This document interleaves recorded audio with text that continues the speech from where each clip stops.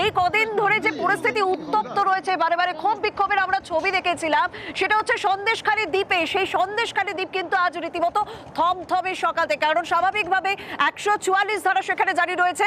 এই জায়গা থেকে জিয়া জানতে চাইবো যে আমাকে যদি একটুখানি স্পেসিফিক ভাবে বলো যে কোন কোন এলাকাগুলো 144 ধারা জারি, কারণ সন্দেশখালী বলতে আমরা বিশাল বড় এলাকা বুঝি, সন্দেশখালী থানার মধ্যে একটা বিশাল বড় এলাকা বুঝি, কিন্তু মূলত আমরা দেখেছি ক্ষোভ বিক্ষোভ হয়েছে সন্দেশখালী দ্বীপ যেটা, সেটা নদীর ওপারে। তাহলে 144 ধারাটা কোন কোন জায়গায় জারি রয়েছে এখনো পর্যন্ত?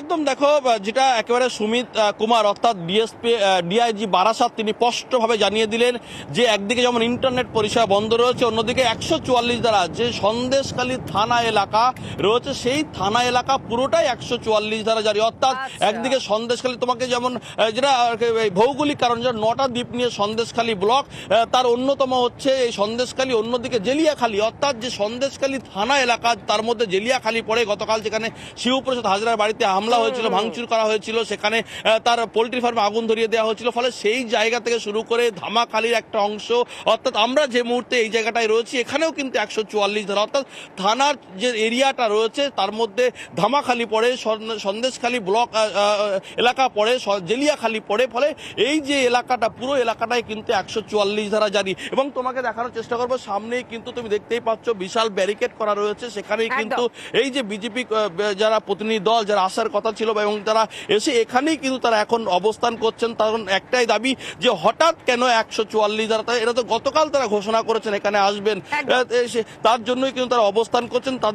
তাদের একটাই দাবি যে যেভাবে মানুষের দিনের পর অত্যাচার করা হয়েছে, তা পুলিশ প্রশাসন কোনো ব্যবস্থা নেয়নি, তার জন্যই সেই সমস্ত মানুষের পাশে থাকার জন্য এবং তাদের যাতে তাদের পাশে থাকার জন্যই মূলত আজকে তাদের এই কর্মসূচি। এবং তুমি দেখতেই পাচ্ছ একেবারে রামপুর যে এলাকা রয়েছে, একেবারে সরবেড়িয়া থেকে ধামাখালি রাস্তা রামপুর, সেখানেই কিন্তু এই মুহূর্তে তারা অবস্থান করছেন। তাদের বারবার পুলিশ প্রশাসনকে জিজ্ঞাসা করছেন কেন তাদেরকে যেতে দেওয়া হচ্ছে না, কিন্তু পুলিশ প্রশাসনের পক্ষ থেকে তুমি দেখতেই পাচ্ছ বিশাল ব্যারিকেড করা হয়েছে, শক্তপোক্ত ব্যারিকেড, পুলিশের আধিকারিকরা এখানে রয়েছেন, ফলে কোনো রকম ভাবে তাদেরকে ঢুকতে দেওয়া হবে না এমনটা বলে রাখছেন। এবং